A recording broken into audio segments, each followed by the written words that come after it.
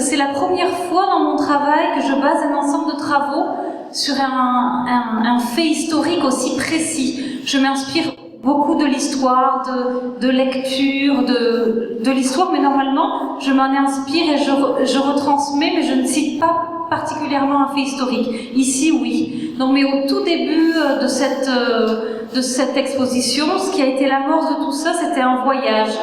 Donc, un voyage, j'étais invitée en Tasmanie pour faire une exposition qui s'appelait A Journey to Freedom. C'était une exposition internationale qui parlait de l'enfermement. Là-bas, je suis restée 1 mois et j'ai travaillé sur mon exposition, évidemment, mais je suis aussi allée visiter toutes sortes de sites sur place. Donc j'ai visité des prisons, des bagnes, le terrible pénitentiaire chapelle de Hobart et The Female Factory. Et j'ai aussi, donc tout ça, toutes ces visites, elles ont vraiment déclenché en moi tout un processus de réflexion et de création. J'ai découvert donc l'histoire de ces femmes qui avaient été déportées par le gouvernement britannique dans les centres pénitentiaires à travers des lettres, des registres administratifs, des objets, des restes architecturaux. Et tout ça, ça m'a profondément troublée. J'ai visité aussi un ancien orphelinat prison où étaient placés les enfants à partir de l'âge de 4 ans dans des conditions vraiment terribles, les enfants qu'on enlevait aux femmes de The Female Factory. La visite notamment du dortoir sans fenêtre où les enfants dormaient, tout âge confondu, sans réconfort, ni surveillance véritable d'adultes m'habite encore. Et quand je suis rentrée en France, je ne pouvais plus m'enlever cette histoire de l'esprit. J'ai alors découvert qu'à la même époque, une histoire assez similaire à celle de l'Angleterre avec la Tasmanie se passait entre le gouvernement français et ses colonies, notamment la Guyane. L'historienne Odile Krakovic, merci d'être là, a découvert à l'île de Ré des archives liées à l'organisation de plusieurs dépôts de recrues de prisonnières françaises, ensuite envoyées en Guyane. Le but était de les unir à des forçats afin d'assurer le peuplement de la colonie. Alors je voulais évidemment présenter au public des personnes qui ont contribué à faire reconnaître l'histoire tragique de ces femmes, mais je souhaitais aussi que chaque invité partage avec vous son regard sur ce fait historique, mais aussi la façon dont il s'est approprié le sujet pour le transmettre ensuite sous la forme d'œuvres écrites ou filmiques. Je trouve passionnant tout ce rapport au glissement, à la recherche, comment une personnalité, une sensibilité s'investit dans un travail de recherche, puis comment il se l'approprie et trouve un ensemble de stratégies pour rendre accessible à l'autre quelque chose qui lui semble important. Imaginez-vous une salle, deux salles aussi grandes que ça, meublées de rayonnage. Ça fait à peu près, je ne me rends pas compte, 5000 dossiers, ça fait combien de kilomètres d'archives? Je ne sais pas. Imaginez une centaine de kilomètres. C'est tout ce qu'on a gardé de l'histoire, du destin de ces quelques 100 000 hommes envoyés de 1850 à 1938 et 2000 femmes seulement, mais quand même 2000 femmes. Et pourquoi est-ce que je me suis intéressée, ce n'était pas ma spécialité d'histoire, pourquoi est-ce que je me suis intéressée à ces bagnards? C'est tout à fait un hasard. Je travaillais à la section dite ancienne aux archives nationales et on m'a chargé des archives des colonies sous l'Ancien Régime, c'est-à-dire les quelques colonies qu'on avait conquis avant 1789. Il y avait la Guyane, mais certainement pas la Nouvelle-Calédonie qui a été conquise en 1850. Et dans ces fonds des colonies, je trouve un petit fonds de 800 articles quand même. 800, ça doit faire le mur du fond au niveau archives. Je trouve ce petit fonds du 19e siècle qui concerne les tout premiers envoyés en Guyane. Et je ne comprenais rien. Je me suis dit, mais qu'est-ce que fait ces quelques archives du 19e sur les bagnes dans une section, dans dans un service qui ne s'occupe que des archives de l'Ancien Régime. Très étonnée, je m'aperçois aussi que ce fonds n'est pas complet, parce que je savais assez de l'histoire des balles pour savoir que ces balles n'avaient été supprimées que très tard, en 1938, grâce au Front populaire. Donc, je ne comprenais rien. Pourquoi est-ce que ce fonds avait échoué, avait été caché? Je suis persuadée maintenant qu'il avait été caché et mis dans un endroit où personne ne pouvait penser qu'il y était. Et puis, pourquoi cette interruption de ce fonds? Donc, j'ai décidé de chercher et de trouver les autres archives. Bon. J'ai eu un parcours semé de chances extraordinaires. Ma première chance pour repérer ces archives est que à la pénitentiaire, c'est ainsi qu'on appelle la direction que Jean-Lucien connaît bien, à l'intérieur du ministère de la Justice, qui est chargé de la surveillance et de l'administration de toutes les prisons. Il s'est trouvé que venait d'être nommé dans les années 1980, les années où on m'a chargé de ces archives, il s'est trouvé que à la tête de cette pénitentiaire, de cette direction du ministère de la Justice, a été nommée la meilleure amie d'enfance de mon mari, qui est devenu témoin de notre mariage, enfin un ami intime. Et donc, à un dîner, nous étions ensemble, je lui dis ma perplexité en face de ce fonds.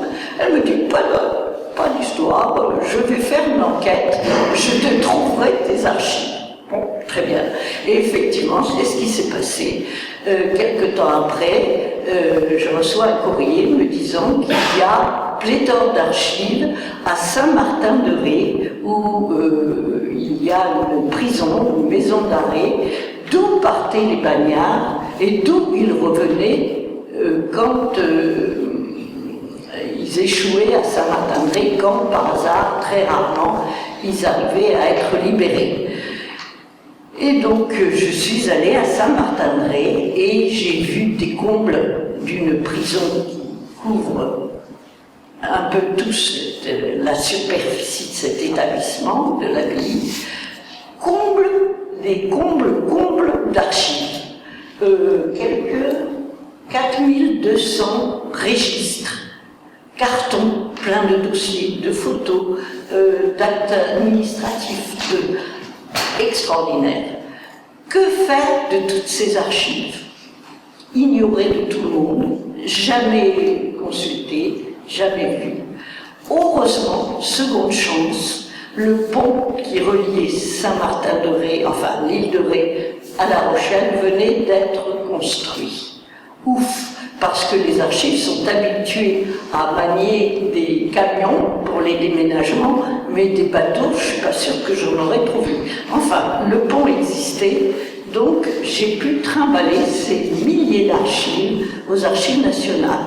Mais aux archives nationales, où les mettre? Où mettre une telle quantité d'archives? Donc j'ai choisi le seul endroit libre qui était aux archives nationales. Je ne sais pas si vous n'êtes jamais allé aux archives nationales, ce sont deux magnifiques hôtels qui font un quadrilatère à Paris, dans le Marais. Et il y a un de ces deux hôtels qui s'appelle l'hôtel de Rouen, qui est magnifique, qui a un vestibule qui fait à peu près ces 3 pièces, les 3 pièces, et avec un magnifique escalier. Donc, j'ai déposé toutes les archives qui arrivaient dans ce vestibule. Imaginez la réaction de la direction des archives. Aussitôt, le directeur arrive, accompagné de tout son staff, en me disant « Mais c'est horrible, vous ne pouvez pas laisser ça ici. Je veux que ça disparaisse dans les 15 jours, sinon je pilonne. » Pilonne, c'est une expression que les archivistes emploient pour dire « on détruit ». Alors j'étais bien embêtée, parce que je me trouvais toute seule avec un seul magasinier, un fonctionnaire qui m'a beaucoup aidée, qui était habitué à classer les archives et qui voyait tout à fait ce qu'on pourrait faire de tout ça, mais nous n'étions que deux. Alors, chance à nouveau, je rappelle mon amie, la directrice de la pénitentiaire. Non, d'abord, j'appelle effectivement un autre ami qui dirigeait ce qu'on appelait une cité intermédiaire, c'est-à-dire une maison qui recevait les archives des ministères pour être classées et qui les renvoyait dans les dépôts d'archives qui leur étaient attribués. Donc, immense espace à Fontainebleau, dans les anciens locaux de l'armée des Américains, et il y avait beaucoup de place. Et donc, il m'a autorisé, cet ami, à trimballer ces 5000 dossiers d'archives, articles d'archives, à les trimballer à Fontainebleau, où j'ai eu pendant 2 ans loisir, la place. Mais comment classer à 2 personnes cette immensité d'archives, ces dossiers qui étaient éparpillés, qui devaient être classés par ordre alphabétique, qui devaient comporter des codes, qui devaient être restaurés? Je ne savais pas vraiment où donner de la tête. Et 4e chance, pour le calcul, je rappelle mon amie de la pénitentiaire, Madame Israti, que Jean-Lucien connaît par oui dire, et elle me dit, bon, pas de problème, les prisonniers ont besoin de travailler, ils ont besoin de se faire un pécule pour sortir des prisons. Et il y a beaucoup de chômage dans les prisons, ils ne trouvent pas assez de travail, donc tu vas leur donner les archives et ils vont les classer. Et c'est ainsi que j'ai eu une équipe de 6 prisonniers à Fleury-Mérogis, où je me suis rendue pendant 2 années, plusieurs matinées par semaine. Et j'ai eu ces 6 prisonniers qui étaient des condamnés pour faux et usage de faux, donc qui connaissaient l'ordre alphabétique essentiel pour classer les dossiers, et qui étaient très intéressés par la matière. Et on a fait une très bonne équipe, ça s'est vraiment très très bien passé. J'avais eu le malheur de leur dire, quand on a fait connaissance, ah, si vous trouvez des documents sur les femmes, je viens d'apprendre qu'il y avait des bagnardes, des femmes envoyées au bagne, ça m'intéresse beaucoup, s'il vous plaît, faites-y attention. Et tous les matins, quand j'arrivais à Fleury-Mérogis, Madame, on a trouvé un dossier, ou bien Madame, on a trouvé un papier. Enfin, on s'est très bien entendu. Il y a eu qu'un petit problème, c'est le maton. Vous savez, c'est comme ça qu'on appelle le surveillant, le gardien, qui a très mal pris que ces prisonniers aient un travail qui leur plaisait. Un travail relativement pas trop fatigant physiquement, mais je ne sais pas ce qui s'est passé. Il n'a pas apprécié. Donc j'ai eu beaucoup de problèmes avec lui. J'arrivais, il avait refusé qu'il y ait un encas qu'on donnait aux prisonniers qui travaillaient à 10h du matin et à 4h de l'après-midi. J'ai appris des tas de choses sur le régime des prisons. Et bon, il l'avait supprimé. Et il fallait que je me bataille, que j'aille à l'administration demander que soit bien donné. Enfin bon. Et un jour, surprise, j'arrive le matin. La salle de classement était déserte. Mes 6 prisonniers avaient disparu. Donc je les cherche et je les vois en train de récurer les toilettes de l'étage. J'entre dans une fureur effroyable en disant mais l'argent des archives, parce que les prisonniers étaient payés, mais pas beaucoup, hein, la moitié ou le 5e du SMIC, mais c'était quand même quelque chose pour leur faire un pécule. Donc je crie en disant que l'argent des archives n'était pas fait pour nettoyer les toilettes des prisons. Et ça menaçait d'aller vraiment mal quand j'ai appris que ce gardien avait un amour au monde, c'est son fils, et que son fils faisait des études de comptabilité. Et alors, incidemment, au cours d'une conversation, je dis que mon mari est expert comptable et a un gros cabinet. Aussitôt, le gardien me demande un stage pour son fils, ce que mon mari accepte. Et du coup, nos rapports ont été sans ennui après. Enfin, c'est vous dire à quoi tend le métier d'archive.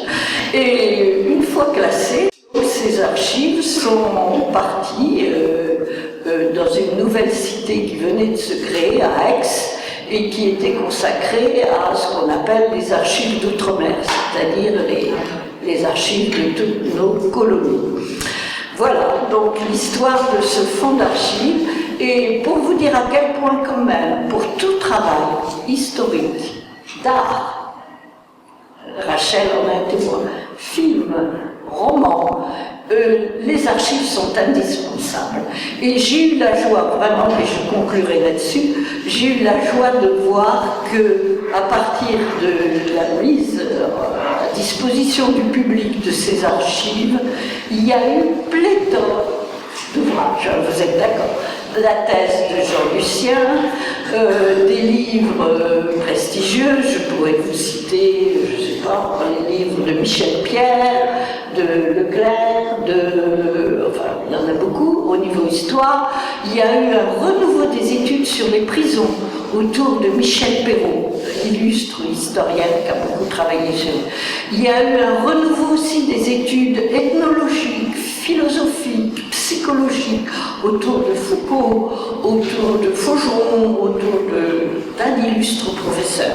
Et puis, il y a eu des films, il y a eu des documentaires, il y a eu des romans historiques, et une nouvelle vision aussi de voir les romans historiques tels que l'a proposé Bernadette, avec son roman qui repose sur une bagnarde qui a vraiment existé, mais le roman, pour être plus agréable à lire, est romancé. Nous en avons beaucoup discuté. Et il y a eu des œuvres d'art, même avant vous, Rachel, il y a eu 2 expositions tout de suite après l'apparition de je ne sais pas si vous les connaissez, des artistes japonais. Je ne sais plus leur nom, je crois que je les ai notés là.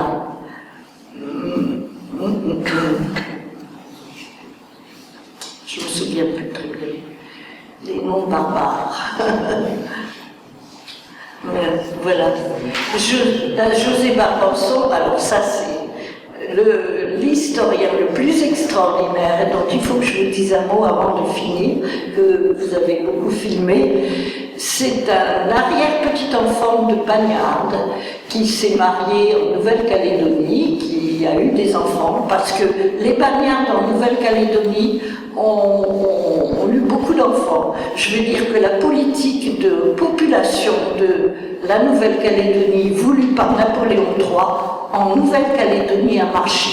Et la preuve est que José Barbanson, historien de la Nouvelle-Calédonie et des Bagnes, a fait la généalogie des 300 familles principales de Bourail, le lieu où étaient les Bagnes en Nouvelle-Calédonie, et dans pratiquement chacune de ces familles, il a retrouvé un ancêtre ou une ancêtre provenant des Bagnes. Donc, les Bagnes ont vraiment servi à peupler la Nouvelle-Calédonie, ce qui n'est pas du tout le cas de la Guyane, où il n'y a eu pratiquement aucun enfant, c'est même assez mystérieux, aucun enfant issu des mariages entre bagnards en Guyane. Peut-être que c'est le climat de la Guyane qui explique cette infertilité, mais c'est quand même très surprenant.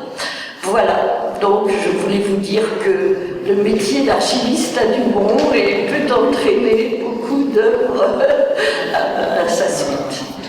Effectivement, moi j'ai travaillé essentiellement dans ces archives, les archives qui sont aujourd'hui aux Archives nationales d'outre-mer, la série H, qui est une série absolument extraordinaire. Et je n'ai travaillé que sur, je vais vous l'expliquer, sur une catégorie de forçats, c'était les relégués, parce qu'il y avait 3 catégories, les transportés, les relégués et les déportés pour des motifs politiques. Et c'est un fonds qui est absolument pléthorique. Et aujourd'hui, heureusement, effectivement, il y a de jeunes chercheurs. Aujourd'hui, je pense à Marine Coquet, notamment, qui a soutenu une thèse il y a quelques années sur la commune pénitentiaire de Saint-Laurent-du-Maroni. D'autres travaux qui sont en cours. Je pense à Samuel Tracol aussi, qui travaille actuellement sur le personnel au bagne, qui est un travail aussi important parce qu'il va vraiment apporter un éclairage sur un point inédit de cette histoire. Donc, voilà. J'aborde immédiatement ce pourquoi je vais aujourd'hui, donc c'est l'histoire effectivement de ces femmes. Alors, cette histoire, en fait, il faut la replacer dans un modèle un peu particulier, un modèle de colonisation un peu particulier, c'est la colonisation pénitentiaire. La colonisation pénitentiaire, en fait, c'est un modèle auquel a eu recours la France, essentiellement à partir du Second Empire, en 1852 précisément. Et ce modèle de colonisation d'une partie de ces territoires par la France, d'une partie de son empire colonial, en fait, eh bien, elle repose sur la main-d'œuvre des condamnés. Il s'agissait d'envoyer des condamnés, des personnes pour des peines, essentiellement à l'origine des crimes.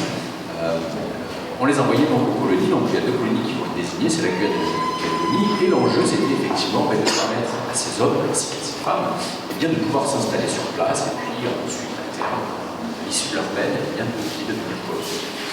Alors, ce modèle en fait il a été directement inspiré par un pays, tu l'as cité, c'est l'Angleterre, l'Australie, la Tasmanie. C'est le modèle anglais qui va inspirer le modèle français. Les Français, à la suite, puisque la colonisation pénitentiaire en Australie a commencé en 1888, et s'est achevée en 1968, voilà. Je connais les dates, tous les jours. Et donc c'est ce modèle-là que le Second Empire, le législateur du Second Empire, va vouloir reproduire en Guyane d'abord, puis en Nouvelle-Calédonie ensuite. Alors comment va-t-il le faire? Eh bien tout simplement, il va décider de déplacer les lieux d'exécution de la peine des travaux forcés, en Guyane.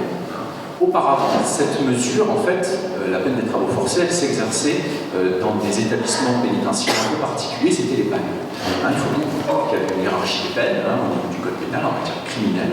Il y avait tout d'abord la peine de mort, il y avait ensuite la peine des travaux forcés à perpétuité, il y avait ensuite la peine de déportation pour des motifs politiques, il y avait ensuite la peine de travaux forcés à temps, et ensuite il y avait la réclusion cellulaire, la réclusion donc, dans les maisons centrales. La réclusion, donc, comme je disais, elle s'effectue dans les maisons centrales, et puis pour distinguer les réclusionnaires des condamnés aux travaux forcés, mais les condamnés aux travaux forcés, eux, effectuaient leur peine dans des bagnes. Alors ces bagnes, il y en avait 3 principaux au milieu du XIXe siècle. Il s'agissait de des bagnes de Brest, Toulon et Rochefort, et là j'aurais besoin d'une diapositive. Voici un bagnard condamné aux travaux forcés à perpétuité, puisqu'il y avait une casaque rouge, alors que ceux qui étaient condamnés à temps avaient une casaque, un uniforme vert.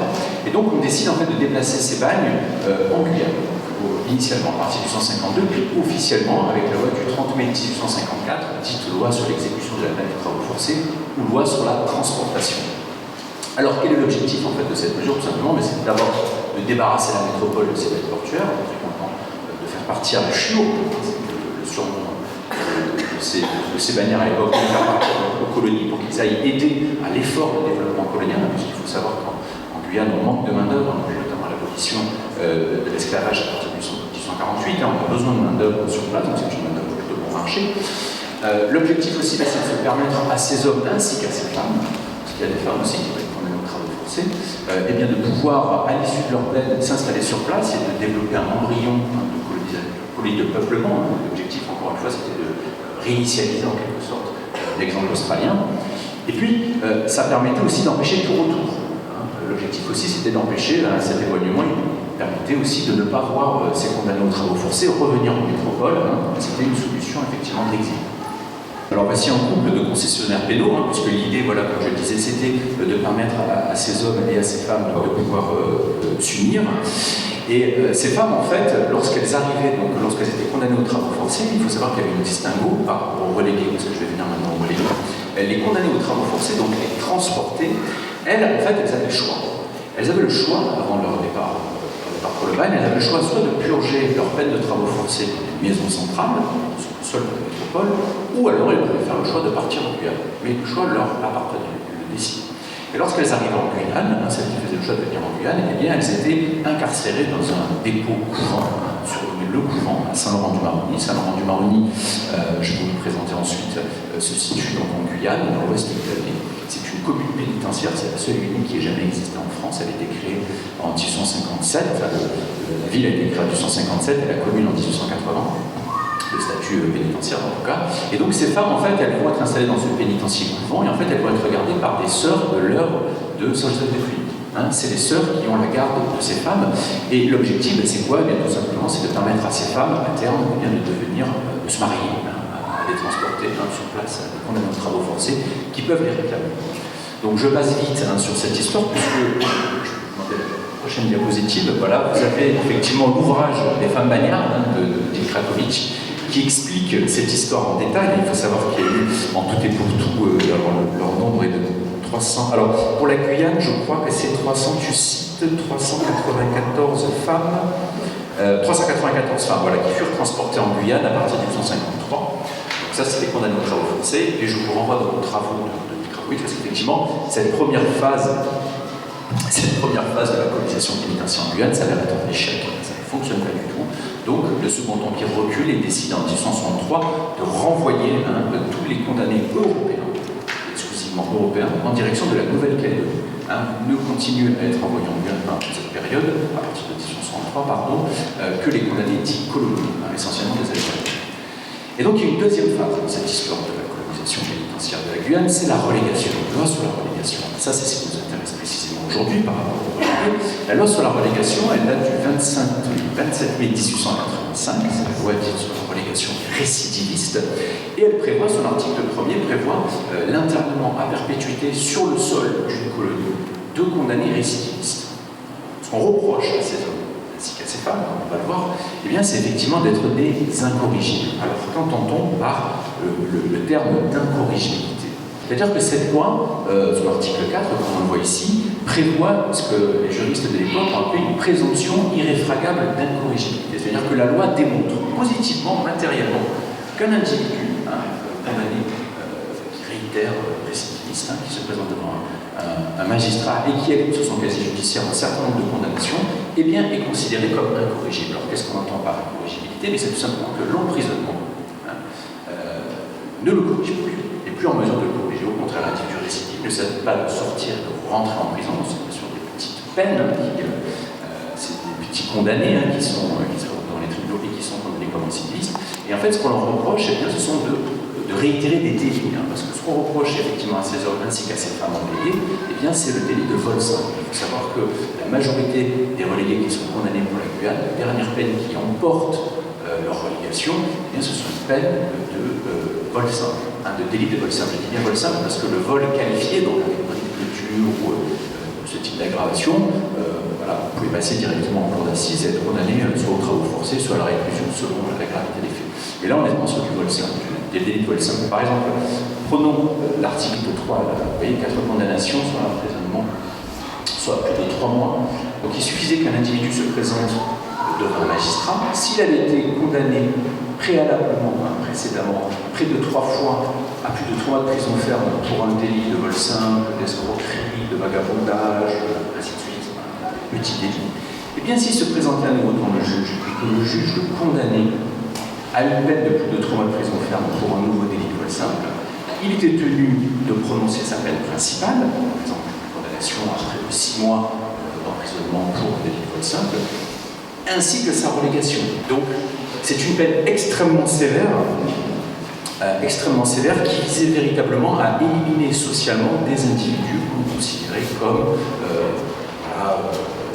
des délinquants récidivistes, multirécidivistes, etc. Mais la loi prévoyait néanmoins la possibilité, comme pour les transporter, eh bien, de pouvoir, une fois arrivés sur place, se réinsérer. C'est-à-dire qu'à l'issue de leur peine, ils avaient la possibilité, alors c'est leur peine, non, parce que normalement, ils purgeaient leur peine principale sur le sol de la métropole, par exemple, comme je le disais, 6 mois de prison pour un délit. Et ensuite, quand ils arrivent en Guyane, normalement, à l'origine, ils auraient dû être libres, puisqu'encore une fois, ils avaient purgé leur peine principale sur le sol de la métropole, dans les prisons.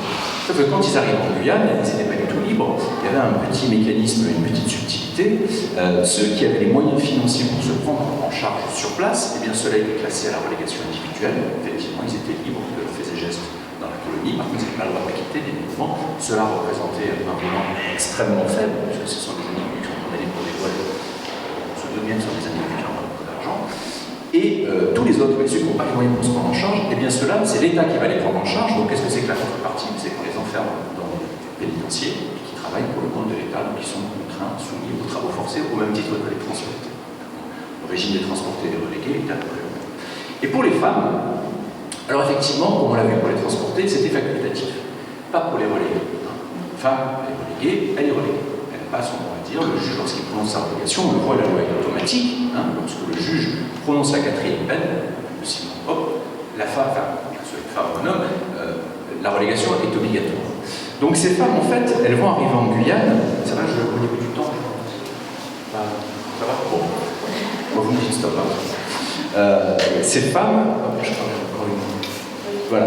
Ces femmes, en fait, elles vont arriver en Guyane. Donc elles vont arriver en Guyane. Le premier combat va être organisé en 1887. Elles vont arriver en même temps que les autres. Alors c'est un tout petit volant de femmes. Il y a une dizaine de femmes à bord du navire, convoyeurs. Elles vont arriver en Guyane sur un territoire un peu particulier. C'est le territoire pénitentiaire du Maroni. Là, vous voyez en médaillon. Donc vous avez un fleuve au centre, c'est le Maroni. Vous avez d'un côté Saint-Laurent-du-Maroni, qui était la ville réservée aux transportés, aux condamnés aux travaux forcés. Et puis, comme on ne sait pas trop où mettre les relégués, et qu'on ne peut pas les mélanger avec les transportés, eh bien on va les mettre en amont de ce territoire, ici, à Saint-Jean-du-Maroni.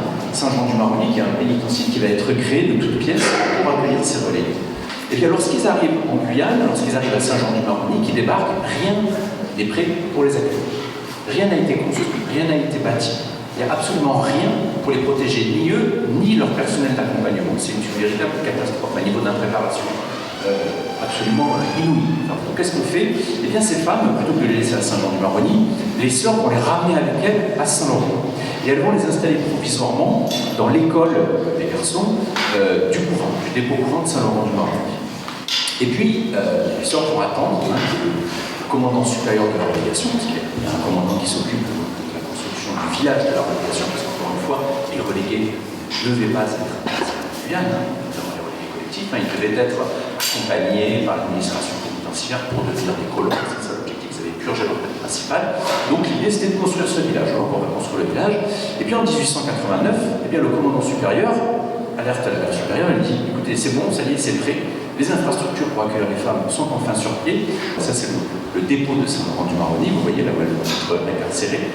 Ça, c'est Saint-Jean-du-Maroni à la fin du XIXe siècle. Donc, au moment où le commandant supérieur invite la sœur supérieure à la relégation pour venir voir les infrastructures dans lesquelles ces femmes vont être accueillies.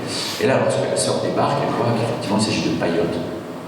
Donc, on ne peut pas vraiment dire que ce soit des installations très protectrices, ni très hygiéniques, etc. Donc, déjà, la sœur n'a pas de recul. Et elle dit mais qu'est-ce que vous comptez faire de ces femmes? Comment vous comptez les encadrer? Qu'est-ce que vous allez en faire? Et là, le commandant lui dit écoutez, c'est très simple, elle va trouver un mari. L'objectif ici, c'est qu'elle doit être libre de leurs faits et gestes, ce qui était en soi l'application réelle de la relégation. Encore une fois, elles n'étaient pas condamnées, c'était juste une mesure d'exil qui se contraignent. Il dit voilà, aller comme on leur semble, et puis elles trouveront des maris, puis elles se marieront, et puis l'objectif, c'est que ce village se développe. La sœur, on dit, elle écrit immédiatement à Paris en menaçant de quitter l'ordre. Quitter l'ordre, elle dit soit ces femmes restent avec nous, et on les garde, et soit on quitte l'ordre, et l'administration pénitentiaire se débrouille désormais avec les femmes. Donc le ministre des colonies, bien sûr, se range à la vie de la sœur, et à partir de cet instant, ces femmes vont demeurer au dépôt couvent de Saint-Laurent-du-Maroni, incarcérées en quelque sorte, et gardées par les sœurs de la Haute-Sainte-Dominique. Alors la journée des femmes, elle est immuable, c'est vraiment une vie, j'allais presque dire quasi monacale, elle travaille toute la journée. Alors des travaux en fait qui constituent en confection d'uniformes à destination justement des transportés et des relégués. Donc c'est toute la journée dans un silence absolu. Le silence n'est rompu que au moment du repas, ou le soir également, au moment du repas du soir, et surtout des prières, chants religieux exclusivement. Donc c'est vraiment une vie monacale et très austère pour ces femmes et difficile. Dans les témoignages que j'ai pu trouver, dans les dossiers individuels de ces femmes que j'ai pu justement consulter aux archives nationales d'outre-mer, ou aussi les sœurs, dans les archives des sœurs, où elles se plaignent justement du comportement de ces femmes qui s'évadent, qui se rebellent, tout simplement, dans ce régime. Très dur. Et la seule possibilité qu'ont ces femmes, effectivement, c'est le dimanche après-midi. Elles ont droit à 1 heure de promenade à l'intérieur de la ville, à travers la ville. C'est-à-dire qu'elles peuvent sortir dans un uniforme bleu comme ça. Et elles sortent encadrées par les sœurs et elles traversent la ville de Saint-Laurent-du-Maroni et elles reviennent. Alors cette promenade, elle est très stratégique parce que c'est au moment de ces promenades que bien souvent un bagnard repère l'une d'entre elles qui va pouvoir faire sa demande de mariage. Parce qu'en fait, pour ces femmes, la seule possibilité de quitter ce dépôt couvent, c'est d'être mariée, c'est-à-dire de passer de la tutelle des sœurs à celle d'un mari, et vice-versa, comme on va voir. C'est-à-dire, lorsqu'un concessionnaire pénal repère l'une d'elles, eh bien, il peut directement venir au couvent, demander à la mère supérieure à rencontrer une femme qu'il a repérée, qui peut l'écrire, etc., ou s'il a réussi à lui parler, voilà, donner son prénom, ou alors il peut très bien se présenter spontanément à la mère supérieure en disant, ben voilà, je voudrais me marier, désignez-moi une femme. C'est vraiment de ce niveau-là. Il se passe la même chose à Hobart d'ailleurs, tu l'écrivais dans le pénitencier des femmes d'Hobart, c'est la même chose, c'est-à-dire on vient et puis on réclame une épouse. Et comme pour ces femmes, effectivement, c'est la seule solution pour sortir, souvent elles disent oui. Elles disent oui, mais sauf que lorsqu'elles se retrouvent bien évidemment mariées, bien souvent elles se retrouvent aussi avec des maris lesquels, soit c'était une opportunité pour s'évader, pour faire sortir du couvent, et ces femmes bien reprennent leur liberté. Les maris, en règle générale, le vivent très mal. D'ailleurs, les maris ont une possibilité, c'est-à-dire c'est de ramener leur femme au couvent. Ils ont un droit de correction. C'est-à-dire que si l'épouse se conduit mal, par rapport à ce qu'ils attendent du comportement de leur épouse, eh bien, ils ont la possibilité de demander sa réintégration, soit provisoire, soit définitive, en disant bah, celle-ci est définitive. Elle ne me convient pas, je vous la ramène. Hein. Les sœurs, alors on les traite, et puis donc on voit, elles passent de la tutelle de l'un à de l'autre. Alors il y a aussi des réintégrations à la demande de la sœur ou de l'administration pénitentiaire, parce que ces femmes peuvent aussi se retrouver brutalisées par des maris, ou bien prostituées par des maris, ça arrive aussi très fréquemment. Que des bagnards prostituent leurs femmes, ou les traitent mal, ou les frappent, etc. Dans ces cas-là, les femmes, pour leur sécurité, sont ramenées au dépôt. Vu le niveau d'échec des couples, vu le fait que beaucoup de maris soit se plaignent du comportement de leurs épouses, soit ces épouses sont brutalisées ou prostituées, comme je disais, mais les sœurs, à partir de la fin du XIXe siècle, commencent à refuser les unions.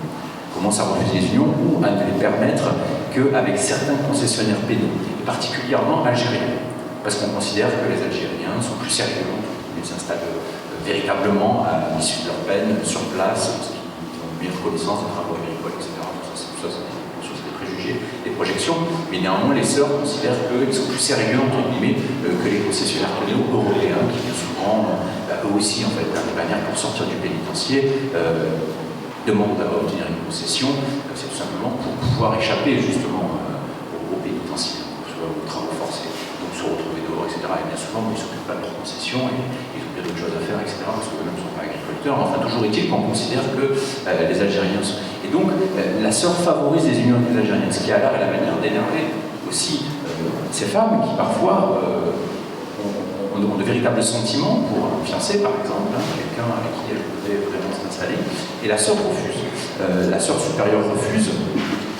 Et par exemple, moi j'avais repéré comme ça en 1896 un rapport du gouverneur de la Guyane qui se rendait en inspection assez régulièrement dans les pénitentiaires, puisque ça relevait normalement de la compétence du gouverneur sur place, le directeur de l'administration pénitentiaire à l'origine, enfin sur le texte, en tout cas sur le papier, et c'est un service qui relève du gouvernorat local, sauf que dans les faits, le directeur de l'administration pénitentiaire est souverain et roi sur son administration, et le gouverneur, en fait, tout simplement, n'a absolument aucun mot à dire, quasiment, sur la gestion du bail, et délègue d'ailleurs largement le directeur.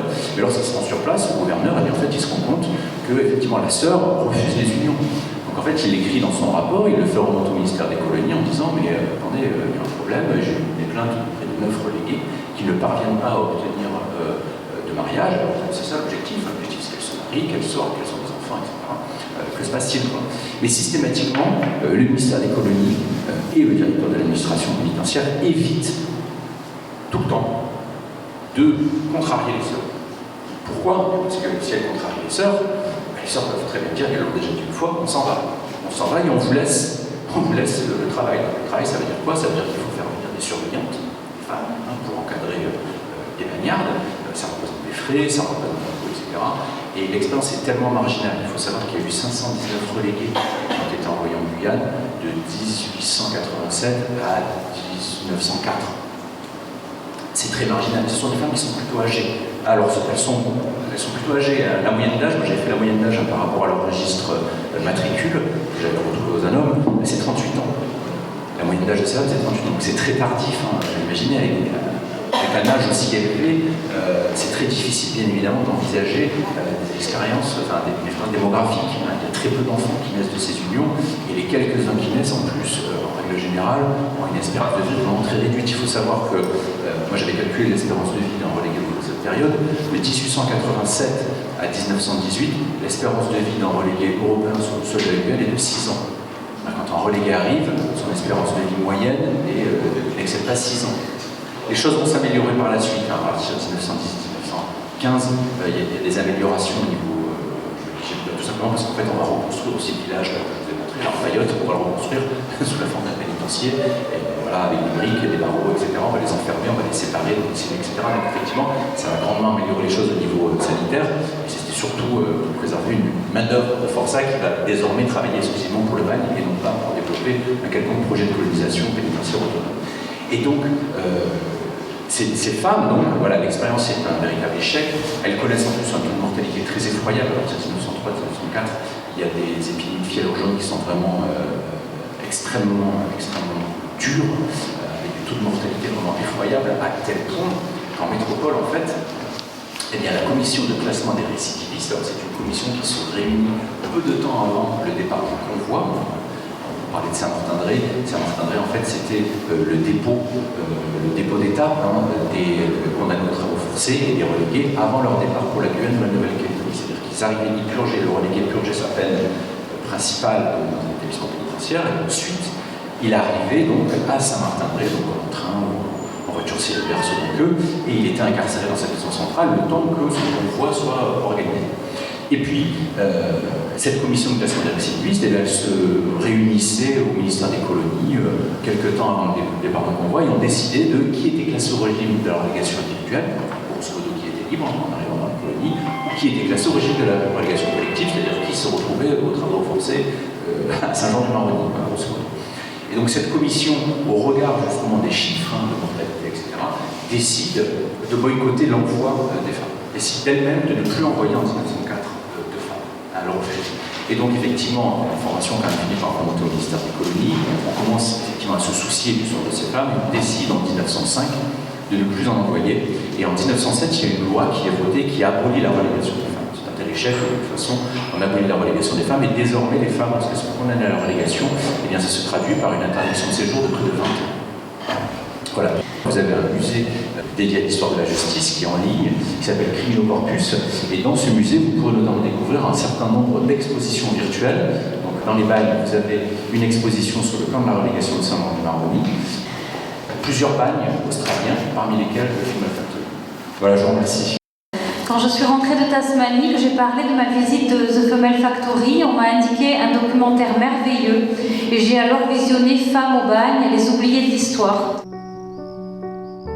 Julie Binet, reléguée matricule 247, et Marie Dubouille, reléguée matricule 300, ont purgé leur peine. Marie laisse derrière elle ses 2 jeunes enfants, et Julie, son mari et sa mère. Elles ne les reverront jamais. Elles quittent la maison centrale de Rennes pour La Rochelle, en n'emportant que leurs chagrins et leurs angoisses.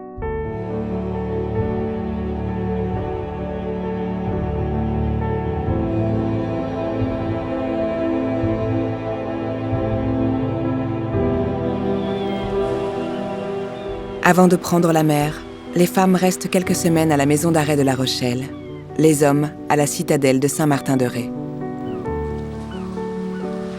En futurs colons, ils doivent arriver en forme dans la colonie. L'administration pénitentiaire veille à leur santé. Et pour anticiper les maladies à bord, on améliore leur ration alimentaire avec de la viande, des légumes frais et du jus de citron pour les protéger du scorbut.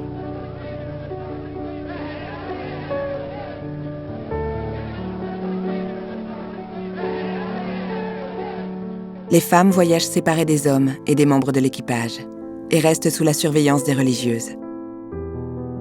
Cela n'empêchera pas certaines d'entre elles d'arriver enceintes sur le sol de la colonie.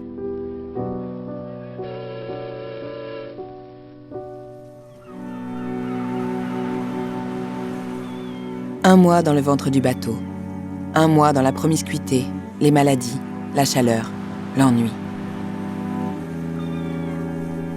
Une religieuse à bord écrit à sa mère supérieure.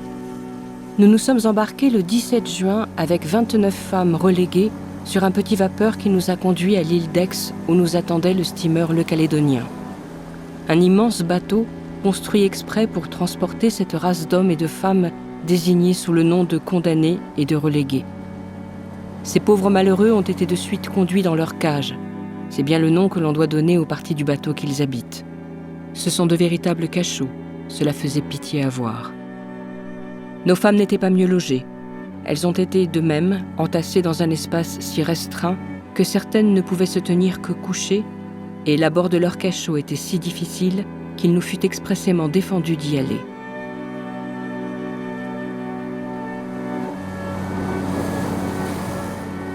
Nous ne pouvions les voir que 2 fois par jour, 1 heure le matin et 1 heure le soir. Alors nous les faisions monter sur le pont et pendant ce temps nous les faisions travailler, prier, chanter. Le lendemain, à 6 heures, nous avons jeté l'ancre sur le quai de Saint-Laurent-du-Maroni avec nos 29 femmes reléguées après avoir fait une bonne et heureuse traversée.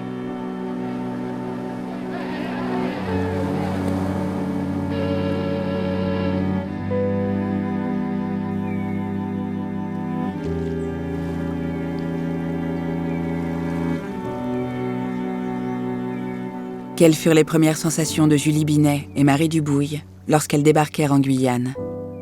Elles qui n'avaient probablement jamais pris le bateau ou quitté la France. La déception fut grande. J'ai choisi cet extrait parce que d'abord c'est un moment où elles viennent de quitter, peut-être certaines personnes ont vu le film dans la salle, je sais pas, mais en tout cas c'est un moment où on vient de raconter l'histoire de ces femmes en France, avant qu'elles ne partent, et là c'est vraiment le moment de transition où il va se passer quelque chose dans leur vie et elles ne vont plus jamais revenir. Donc c'est une illustration de ce que vient d'évoquer Jean-Lucien. Et moi, mon travail de réalisatrice, quand on m'a proposé ce film, parce que effectivement, un jour, j'ai été contactée par une productrice qui a cherché à me contacter parce que j'avais travaillé sur la détention, sur l'enfermement en France, sur les femmes. Je venais de réaliser, il y a quelques années, j'avais réalisé une trilogie sur la femme dans le milieu carcéral. Et c'est vrai que le travail de la justice, l'enfermement des femmes notamment, le travail aussi des institutions, c'est quelque chose qui m'intéresse beaucoup et j'ai dans mes films beaucoup travaillé sur l'institution, le sens de la peine, cette idée de la réparation aussi, de la mémoire et donc très naturellement en voyant mon CV, elle s'est dit que peut-être j'étais assez juste pour pouvoir traiter ce sujet sur les femmes envoyées au bagne. Une histoire que je ne connaissais pas. Alors je connaissais effectivement l'Angleterre, l'Australie, mais j'étais loin d'imaginer qu'en France ça avait pu se passer aussi. Donc ça a été une vraie découverte et du coup c'est une découverte qui m'a totalement envahie, passionnée pendant plus d'1 an de recherche, de lecture, de rencontres, pour d'abord comprendre ce qu'était cette histoire des bagnes et comprendre aussi pourquoi en fait les femmes avaient été oubliées de cette partie du bagne, de cette partie de l'histoire. Et c'est ça qui m'a surprise parce que en découvrant qu'il y avait eu des envois aux femmes, je me suis dit si moi je le découvre alors que c'est quand même un petit moment que je travaille sur la pénitentiaire et sur les femmes, on s'est dit avec la productrice qu'effectivement beaucoup de personnes peut-être n'étaient pas au courant. Et en tout cas au début quand j'ai commencé à parler de mon projet autour de moi, on me disait ah bon mais on a envoyé des femmes comme ça au bagne et en plus pour qu'elles servent de ventre.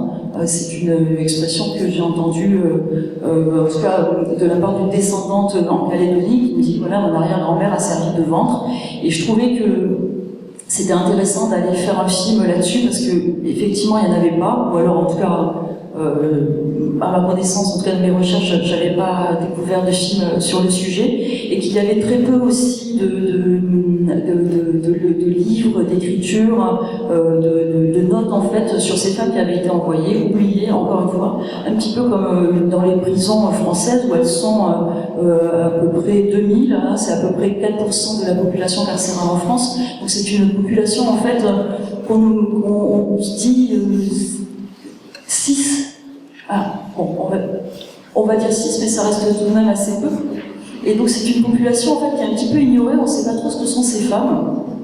Et moi, ça m'a intéressé dans mes travaux précédents d'aller leur poser des questions et de voir un petit peu qui elles étaient et de découvrir justement un petit peu ces femmes derrière les détenus et de voir comment elles vivaient un petit peu en creux par rapport à l'immense population carcérale masculine. Avec ce film, c'est un petit peu la même chose que je suis allée faire, c'est-à-dire découvrir qui étaient ces femmes. Alors, on l'a dit, tu l'as souligné Rachel tout à l'heure, hein, le premier ouvrage, c'est le vôtre, Odile Krapovitch. Quand moi, ma productrice m'a dit, voilà, tu vas faire ce film, il n'y a rien, sauf le livre d'Odile Krapovitch. Donc, le point de départ a été le livre d'Odile Krapovitch, où effectivement, toutes ces recherches, ces archives ont donné un point de départ et déjà une incarnation des bribes d'histoire. Et à partir de ces bribes d'histoire, je me suis dit, mais en fait, il y a des histoires à raconter, ces femmes, elles sont incarnables parce que on a des petits bouts de leur dossier pénitentiaire, on a des petits bouts de leur correspondance, et d'un seul coup, ces femmes devenaient vivantes. Je me suis dit, on a déjà quand même quelque chose, un point de départ. On n'a pas de photos, on n'a pas beaucoup de documents, ça va être un petit peu compliqué, mais on a déjà des vies en fait qui sont déjà là. La deuxième partie de mon travail, je me suis dit, bon ben, d'abord il faut que je m'approprie cette histoire par cœur, c'est-à-dire cette histoire avec le grand H, la loi, la relégation. Donc ça a été la première rencontre avec les historiens qui a été totalement décisive. Jean-Lucien en fait partie, il a participé au film, il a aussi été conseiller historique du film, mais Michel Pierre, que vous avez cité, je veux dire, on ne peut pas contourner Michel Pierre, son travail est essentiel et passionnant, et c'est un homme charmant. Et puis, je suis allée voir aussi une historienne spécialiste de la condition féminine, j'écorche un petit peu son nom officiel, qui s'appelle Yannick Ripa, parce que je trouvais très important dans un premier temps, de mettre un contexte sur les femmes, en tout cas en France, durant la Troisième République. D'ailleurs, j'ai découvert aussi cette Troisième République qui est assez dure, hein, quand même. À cette époque, et je me tourne pour être sûr que le terme est assez juste. Mais donc je suis allée voir Yannick Ripa, qui intervient aussi dans le film, qui est une femme passionnée, qui connaît très bien l'histoire des femmes et qui a permis dans mon film d'inscrire ce qu'était être une femme à la fin du XIXe siècle et sous cette Troisième République. Voilà. Donc, moi j'ai envie de dire, c'était pas facile hein, quand même. Hein. Donc c'était, me semble-t-il, en tout cas pas facile. Donc ça, c'était important pour moi, dans mon travail de documentariste, d'abord d'installer l'histoire des femmes, l'histoire, le contexte en fait, tout simplement de cette pré-relégation pour voir ce qui avait pu amener à la création d'une loi aussi abominable quand même, et qu'elle soit en plus exécutée. Donc on voit bien que de toute façon déjà fin du XIXe siècle et bien avant, et peut-être encore un peu aujourd'hui, les femmes elles sont assez maltraitées, elles sont utilisées, elles sont jugées très facilement. Hein. On en a souvent discuté de ça, que quand elles sont incarcérées, tu l'as dit, c'est pour les petits vols, sur des petits vols mais de rien, des vols de mouchoirs, des vols de fruits, des choses assez simples qui conduisent à l'incarcération et puis à la relégation avec cette fameuse circonstance accablante qu'est la prostitution. Mais si ma mémoire est bonne, ça n'est pas une condamnation en soi, c'est ça, c'est une circonstance aggravante. Donc c'est en plus de devoir se bagarrer pour voler, pour nourrir leur famille, les 3/4 du temps quand même, pour survivre. En plus, comme la prostitution c'est quand même une manière de gagner de l'argent, c'est, je suppose assez difficile de pas y succomber. Ces femmes, sont en plus, il va pas y avoir vraiment de culpabilité à les envoyer là-bas, puisqu'elles sont en plus prostituées, elles ont des comportements anormaux, bref, elles essaient de vivre tout simplement. Et donc ce contexte, pour moi, était important de le poser, donc il a été posé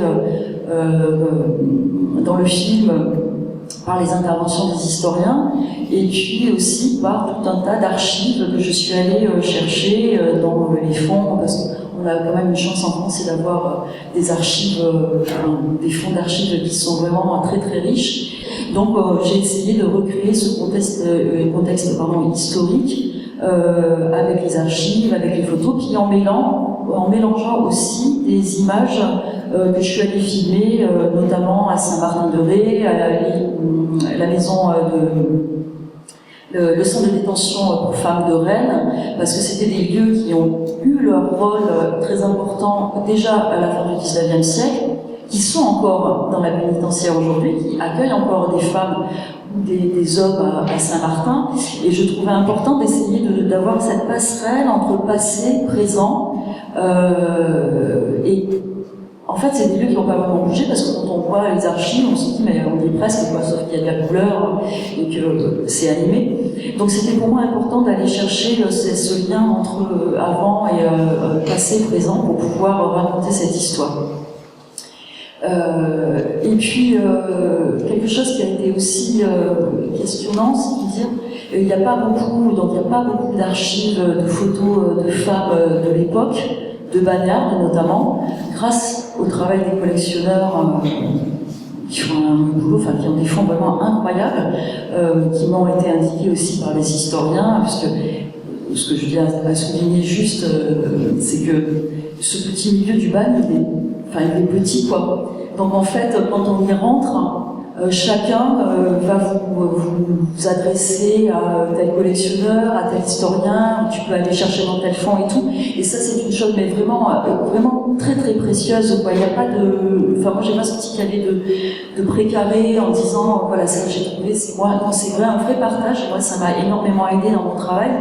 Parce que du coup, je savais dans quelle direction aller, dans quelle direction chercher, être recommandé aussi, ce qui est quand même assez important. Et donc j'ai pu avoir accès à des fonds où on voit dans le film, si vous avez l'occasion, quelques bagnardes, des vrais, en tenue. Il y en a une notamment qui est arrivée sur le montage juste à la fin. Le collectionneur venait de la guérir, et c'est une photo où on voit les bagnardes en tenue avec leur uniforme rayé qui se rendent au fameux couvent des Paux. Donc ça rendait l'histoire encore plus réelle. Et puis pour le reste des images, c'est un travail un peu de décalage sur la temporalité, mais qui reste quand même des photos de femmes qui sont incarcérées, des photos de prison, des photos où on peut raconter une histoire à travers la femme, même si elles ne sont pas les originales, parce que de toute façon, il n'y en a pas beaucoup. Il y a beaucoup sur les hommes, mais en matière de photos, il y a très peu. On peut se demander pourquoi d'ailleurs on ne les a pas photographiées, ou en tout cas peut-être que ça ne méritait pas, enfin je sais pas. Parce que les photos anthropométriques dont tu parlais aussi, Rachel, tout à l'heure, sont un petit peu sont postérieures en fait aussi à cette période-là, mais ça permet quand même de donner des visages à des femmes qui ont vécu, même si c'est pas tout à fait la même chose, qui en tout cas sont soumises un petit peu à la même peine, à la même sentence. Et pour raconter cette histoire, j'y arrive, que Jean-Lucien vient de nous raconter, donc elle est assez dense quand même. Pour la raconter en 60 minutes, c'est pas simple, parce qu'il faut à la fois être très précis, juste, un petit peu généraliste quand même, parce qu'on ne peut pas rentrer dans trop de détails, et puis surtout, il faut l'incarner en fait. Et donc là où, pour moi, le film est devenu vraiment, je me suis dit, mais ça y est, quoi, j'y suis dans ce film-là, c'est lorsque je suis allée aux Anoles, donc sur les conseils de Franck Sénateur, qui m'a dit, mais si tu cherches les bagnards, mais va, donc Franck Sénateur, qui est un historien collectionneur aussi, qui me dit, mais si tu cherches des bagnards, mais va les chercher dans leur dossier, tout simplement, va aux Anoles et va faire défiler les boîtes, et tu vas trouver des bagnards, tu vas raconter ton histoire avec elles. Je me suis dit, ah bon, j'y vais, alors j'y suis allée, aux Anoles, donc travailler comme beaucoup, après là, le classement dont nous a parlé Odile, et là, en fait, c'est quelque chose d'incroyable. Moi, j'avais jamais été dans des archives, pour être honnête, c'était le premier film d'histoire. Enfin, c'est un sentiment incroyable d'ouvrir les boîtes et de rentrer dans j'ai presque envie de dire une intimité en fait, à travers les dossiers, à travers les courriers. Parce qu'il y a aussi la chance là que l'administration pénitentiaire ait tout gardé et que tous les courriers qui devaient sortir du couvent étaient filtrés par l'administration pénitentiaire.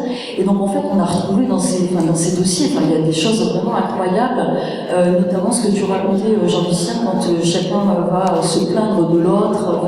Il y a vraiment des choses super et c'est là qu'en fait en feuilletant tous ces dossiers j'ai découvert deux bagnards qui me semblaient être, je sais pas, peut-être représentatives, en tout cas elles m'ont plu parce que je les ai trouvées un peu gonflées quand même. C'était pour moi elles sont devenues mes héroïnes parce que à travers leur dossier, donc déjà elles s'étaient là-bas, elles s'évadaient parce qu'elles avaient envie de prendre l'air, elles insultaient les sœurs parce que ça leur plaisait pas. Enfin, je me suis dit ce sont des femmes rebelles et j'avais envie aussi de décrire ces femmes pas comme des victimes, c'est-à-dire certes elles ont été victimes de beaucoup de choses, mais me semble-t-il au bagne, en lisant les courriers et puis en lisant aussi toutes les archives des sœurs dont je vais parler plus tard, je me disais quand même elles étaient assez gonflées, elles n'avaient pas non plus envie de se laisser faire, elles l'ont montré. Et je trouvais que ça c'était intéressant de montrer aussi que ces femmes elles avaient été effectivement victimes et qu'une fois là-bas, elles avaient quand même du caractère et qu'elles avaient essayé de mener leur vie comme elles ont pu voilà, jusqu'à la fin. Et donc pour incarner ces deux femmes-là, une qui s'appelle Julie et l'autre qui s'appelle Marie Dubouille, qui sont partis il y a 2-3 ans d'intervalle pour la colonie, je me suis dit, mais comment les rendre vivantes, autrement que par leurs écrits. Donc je suis passée par un procédé simple, c'est le dessin, où j'ai fait appel à une illustratrice qui m'a proposé des figures pour les incarner toutes les deux, et ça m'a permis à la fois de les incarner elles, de leur donner un corps, et aussi de les incarner dans un décor actuel. Voilà, c'était ce que vous avez pu voir là lors de la traversée, parce que sur la traversée on a effectivement des photos des hommes dans les cages, mais pour les femmes on n'a rien, hormis une photo très ancienne là où elles sont sur le pont, donc de les incarner, de les imaginer elles aussi dans ces cales, dans ces cales, en train de faire la traversée. C'est pour ça que cet extrait pour moi il est assez significatif, parce qu'on a donc à la fois de l'archive, le dessin, les vrais plans, enfin voilà, les images actuelles, et donc ça nous donne une idée un petit peu de la manière dont j'ai traité cette histoire dans mon film. Et donc, une fois arrivée en Guyane, quand j'ai tourné un petit peu pour essayer d'incarner ce décor, comme tu me disais, il n'y a plus rien. Donc je me suis quand même inspirée du camp de la transportation, qui restait un camp. Alors, on peut imaginer que les carbets étaient un petit peu pareils, plus petits probablement, mais en tout cas qui m'ont servi de décor pour les ancrer, elles, dans leur univers, pouvoir y placer mes petites figurines aussi, pour pouvoir leur faire raconter justement les séances de travail, de prière et compagnie. Et donc ça c'était important aussi pour moi de mêler, tout comme avec les archives et les plans actuels, de mêler ces petites figurines sur des images que j'avais filmées là, quelques temps avant. Pour moi c'était important d'avoir ce passage entre passé, présent, parce que je trouve que cette histoire elle est encore assez proche de nous. Enfin, voilà, je trouve que moi je sais qu'à l'issue du film, il y a l'arrière-petit-neveu d'un des personnages, Julie Binet, qui m'a contacté, qui avait vu mon film au Canada et qui m'a contacté, qui m'a dit mais votre personnage Julie Binet c'est mon arrière-tante, et je suis en train de faire des recherches sur elle, et là d'un seul coup, Julie Binet qui sortait des Anomes est devenue encore plus réelle parce qu'il y avait aussi son arrière-petit-neveu qui faisait des recherches sur elle, donc on a pu échanger aussi à ce sujet, donc ça c'était intéressant, et ça nous ramène quand même dans quelque chose de très contemporain, quoi, cette histoire-là. C'est une histoire du bagne, et finalement le bagne il s'est arrêté en 45, je crois, ou en 56 38, mais après 45 ans. Voilà, donc c'est assez proche de nous.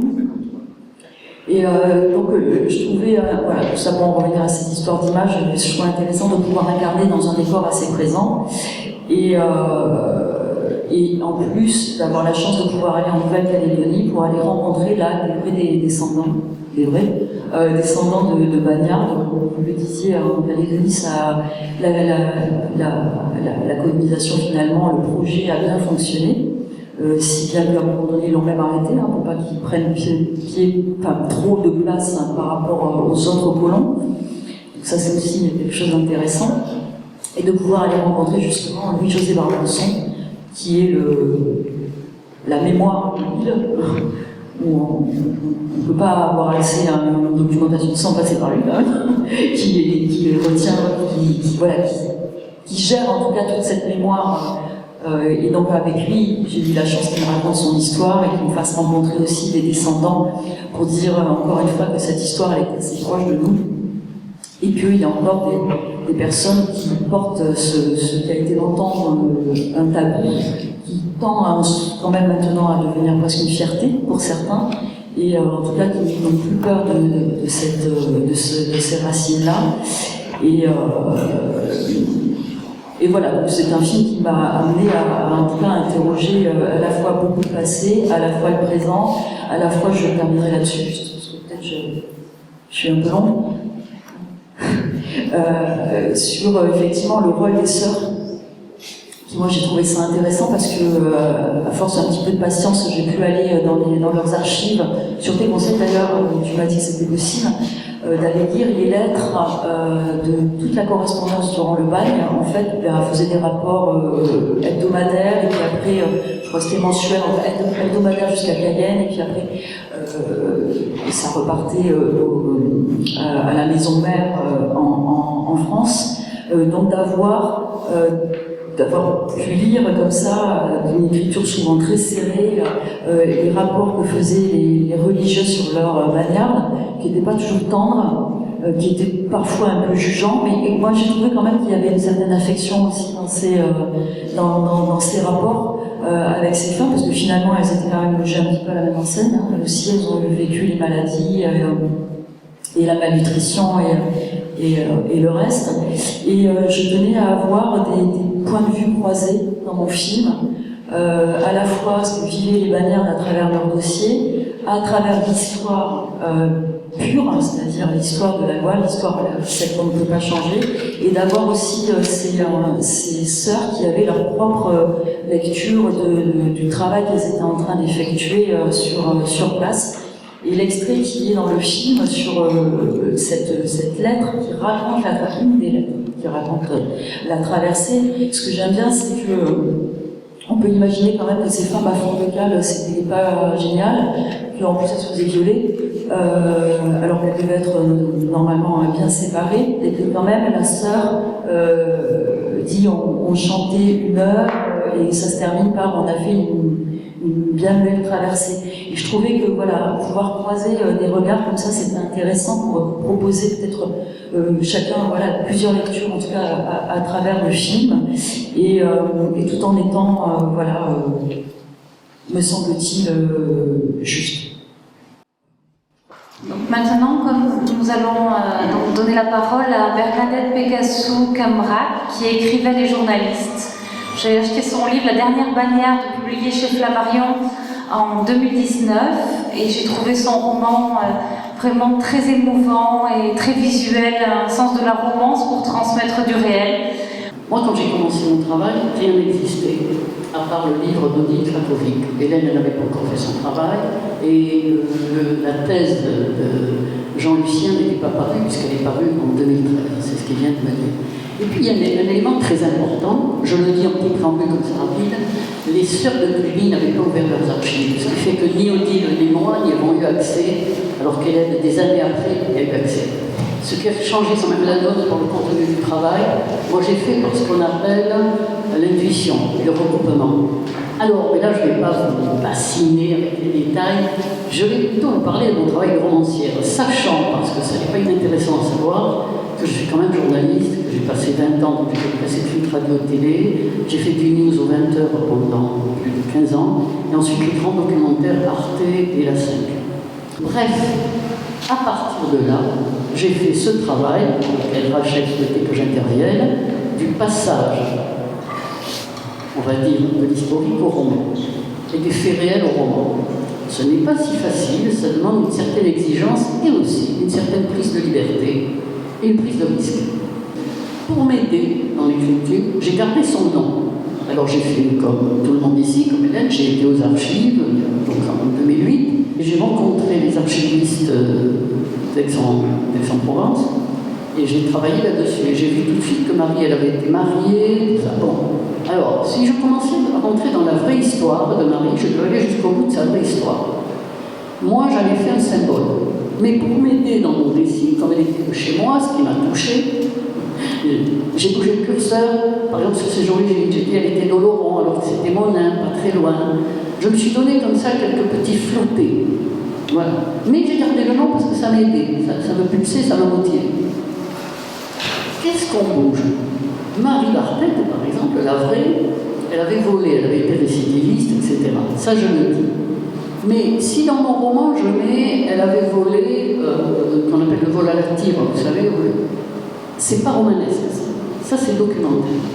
Donc, si vous voulez, on ne le retient pas. On n'accède pas à ce que j'appelle la légende. Et alors là, je vais faire une grande référence, si vous le permettez, c'est Selma Lagerlof, la première femme prix Nobel, et qui a dit texto, alors texto, je regarde ma note parce que je vais être hyper précis. Ah oui, elle dit, je m'empare d'un morceau de la réalité. Moi, ce qui m'intéresse, c'est de m'emparer de mon morceau de la réalité et d'en faire de la poésie.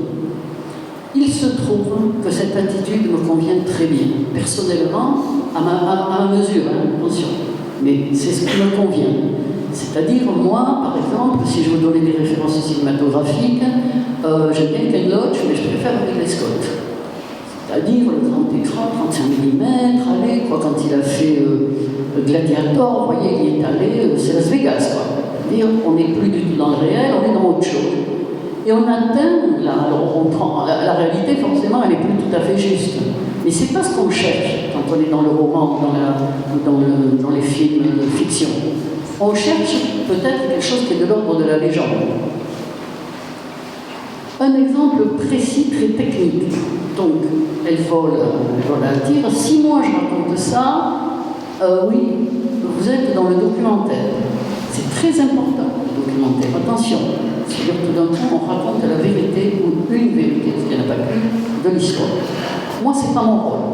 Je dois accéder à l'émotion et au souvenir tellement fort qu'on se souvienne bien que cette fille a été envoyée là-bas pour rien du tout.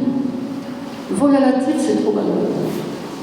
Et donc, j'ai fictionné que Marie, que j'ai gardé Marie Barthès, dans une poubelle de sa patronne à Bordeaux, elle vole un petit chemisier parce que sa patronne avait grossi, donc ça l'énervait, elle ne pouvait plus le boutonner, elle a préféré le jeter. Donc, mon héroïne, à la poubelle, elle va récupérer ce petit chemisier, et quand elle se promène après, en faisant bien attention quand sa patronne n'est pas là, elle va sur les boulevards, elle se promène, elle est très fière parce que derrière elle a l'étiquette d'une grande maison de Bordeaux. Tout le monde peut comprendre ça. On sait ce que c'est un beau vêtement, on sait ce que c'est que tout d'un coup porter quelque chose qui vous rend, dont on pense que ça vous embellit. Vous voyez? Donc elle qui n'a jamais que des amis très ordinaires, tout d'un coup ce chemisier c'est vraiment beaucoup pour elle. Et c'est surtout une féminité à laquelle elle n'a jamais eu accès. Ce petit chemisier de rien, vous voyez comment je bouge le curseur? Elle vole pas une pomme, elle vole le chemisier dans une poubelle. Ensuite elle le met. Et quand on la prend au bagne, elle a ce petit chemisier.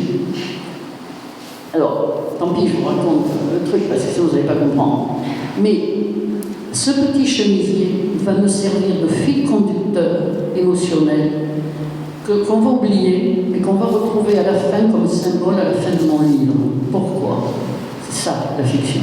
Parce qu'à un moment donné, quand elle embarque, elle perd un bouton. Ça arrive, vous voyez, on la tire, tout ça, elle perd un bouton. Un bouton, voilà. Et elle embarque.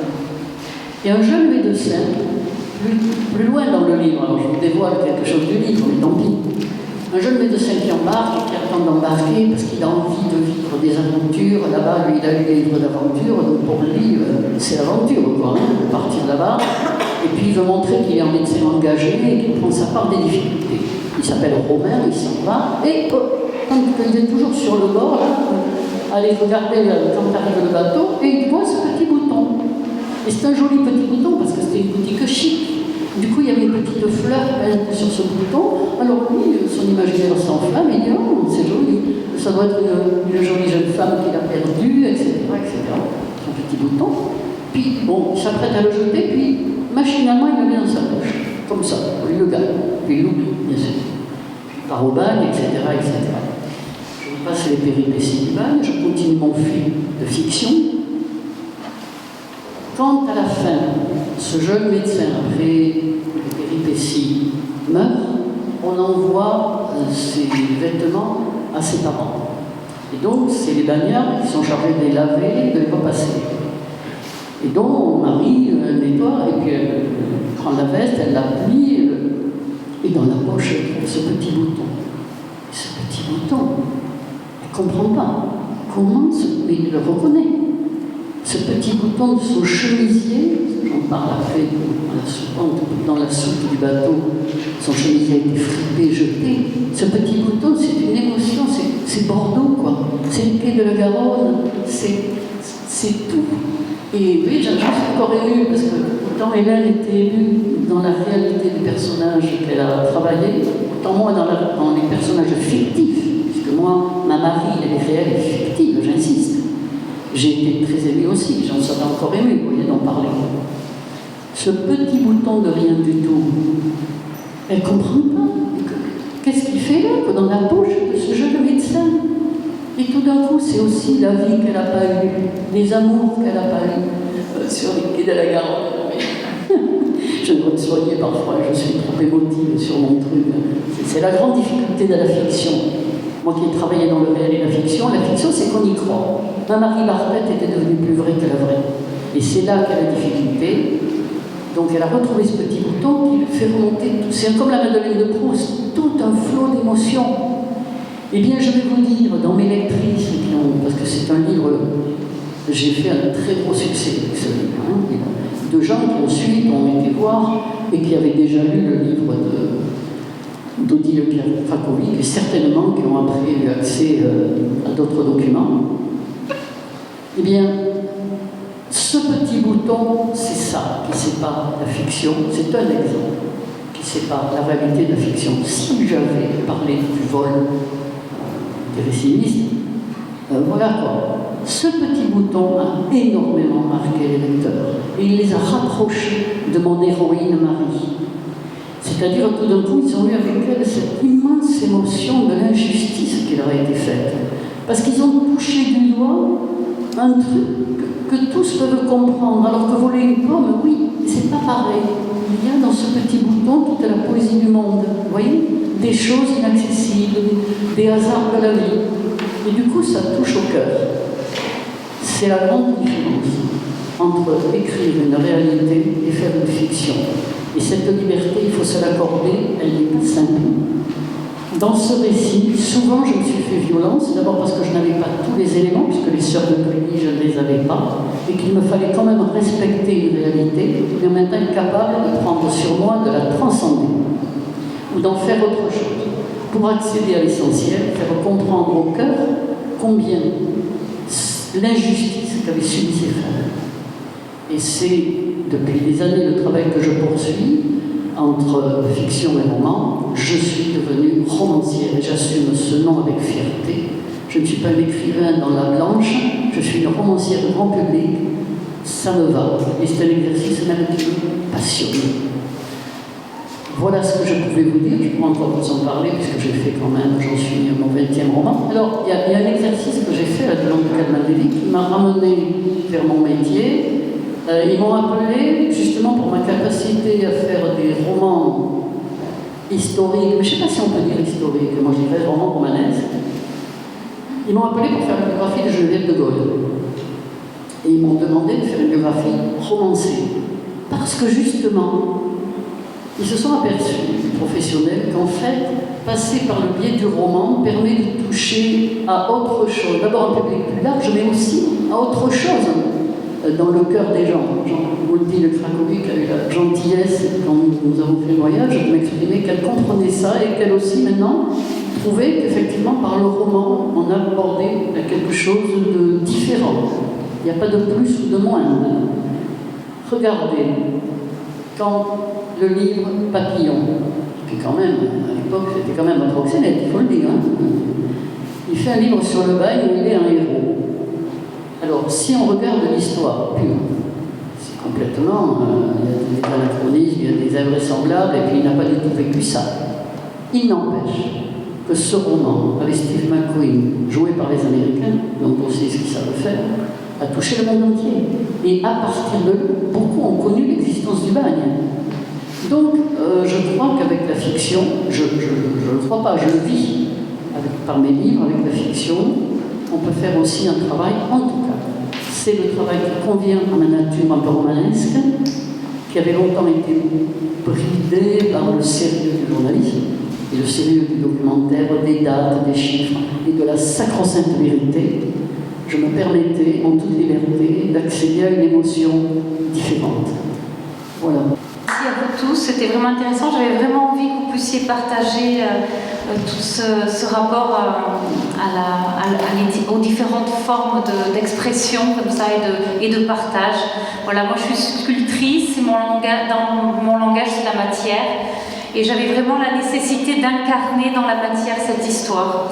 Quand on est femme et qu'on essaye d'avancer, on se confronte à plein de choses et l'engagement vient à nous. Alors quand on a un peu la tribune, je pense que c'est important de l'utiliser pour donner une visibilité aux autres femmes, celles qui n'ont pas eu la chance de pouvoir s'exprimer.